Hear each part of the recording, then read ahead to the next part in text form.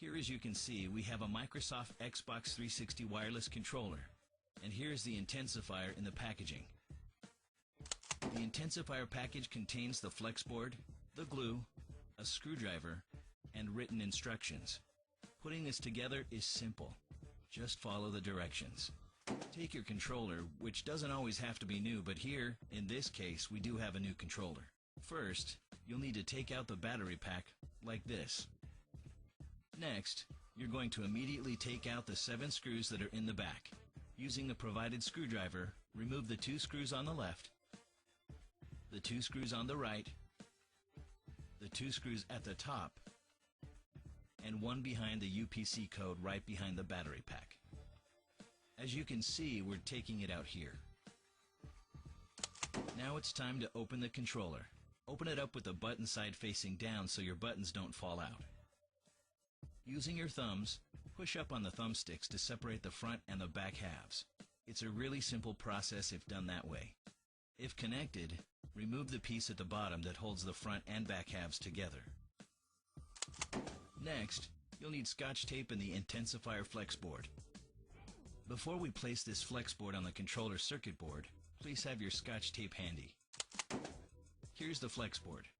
As you can see, it's designed to lay right there on the board of the Microsoft controller. It's very easy to install. Your right trigger points and left trigger point should align as shown. Make sure you line up the center contact point, here. To help you hold down the intensifier flex board while you're doing the gluing, we suggest using a few pieces of Scotch tape. Put one piece of tape over the word intensifier. Make sure not to cover up the contact point. Put another piece on LED 3. A third piece over bgrmods.com. And a fourth piece of tape, cut in half vertically, right here to hold down the sync area without covering the metal contact points. Before we apply the glue, it's very important to identify your controller. If this space is empty, you have a CG controller. If not, you have a matrix controller. Now it's time to apply the glue. Massage the glue packet for 30 seconds until mixed thoroughly. Tear the packet open on the dotted line. Dip the tip of the toothpick into the glue packet. Use the tip of the toothpick to apply a very small amount of glue to the contact point on the flex board. This is our first point we're doing, near the sink. This one is for the CG controller. Apply glue only to the center point. And this one is for matrix. It's very important to identify your controller. Again, if this space is empty, you have a CG controller. If not, you have a matrix controller. Next, connect the second, third, and fourth points down the right side. You can see on the right side how easy it's going into place. Here's the fifth point on the left. It's labeled left trigger. And here are the last 3, the grounds, at the bottom, which are the 6th point, the 7th, and the 8th. Allow 4 to 5 hours for the glue to dry, or 10 to 15 minutes using a blow dryer on heat setting. The glue must be dry. Now we're using the tape mainly because it helps hold the intensifier in place while the glue cures and dries. Once the glue is completely dried, remove the tape, making sure to hold down the intensifier so the points remain connected. Put the controller back together. Connect the piece at the bottom that adjoins the front and back halves. Reassemble the 2 halves, making sure to set the rumblers into the cradles.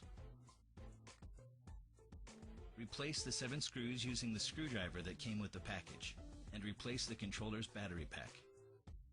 Okay, the Microsoft controller is completely closed.